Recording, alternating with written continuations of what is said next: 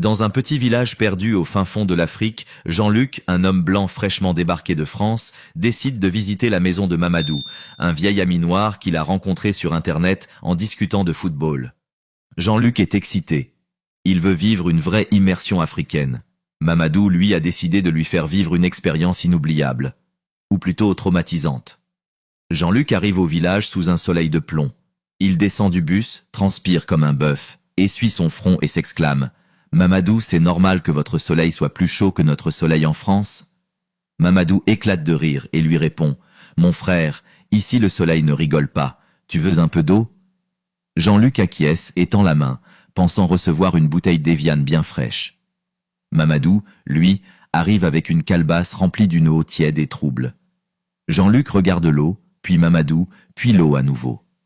Il avale difficilement sa salive et tente de sourire. Y a pas une version pétillante ?» Mamadou, hilar, le pousse vers la maison. « Tu vas boire, mon frère, et tu vas aimer. » À peine arrivé chez Mamadou, Jean-Luc se rend compte que les conditions sont bien différentes de ce qu'il avait imaginé. Pas d'électricité stable, pas de Wi-Fi, pas de climatisation. Il se met à transpirer à grosses gouttes. Mamadou, c'est normal que mon t-shirt change de couleur à cause de la sueur. Mamadou le regarde et répond avec un sourire taquin. Bienvenue en Afrique, mon frère. Ici, ton déodorant, c'est le vent. Jean-Luc, paniqué, cherche du regard un ventilateur. Il en aperçoit un vieux posé sur une table. Il court, l'allume, et se rend compte qu'il tourne à une vitesse tellement lente qu'un escargot irait plus vite. Quelques minutes plus tard, Mamadou invite Jean-Luc à manger et lui annonce avec fierté « Ce soir, on va manger du bon poulet africain ». Jean-Luc, qui adore le poulet, est ravi et s'exclame « Oh super, j'adore le poulet rôti, un peu de sauce moutarde et des frites, c'est ça ?» Mamadou explose de rire « Ah mon frère, ici on mange le vrai poulet, pas ton truc de Paris là !»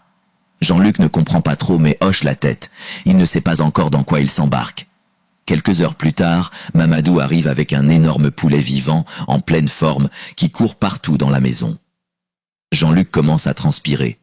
Il n'a jamais vu un animal avant qu'il soit déjà en barquette au supermarché. Mamadou lui tend un couteau et lui dit « Allez Jean-Luc, ici c'est le visiteur qui doit sacrifier le poulet, c'est la tradition. » Jean-Luc devient blanc comme un linge et balbutie « Sacrifier? Moi? Non, mais je suis végétarien le jeudi. » Mamadou, mort de rire, lui répond « Aujourd'hui, on est mercredi, mon frère, pas d'excuses. » Jean-Luc prend le couteau, tremblant. Il s'approche du poulet, mais au moment où il lève la lame, le poulet se sauve comme une fusée. Le voilà qui court dans toute la maison, saute sur les meubles, renverse des casseroles. C'est la panique.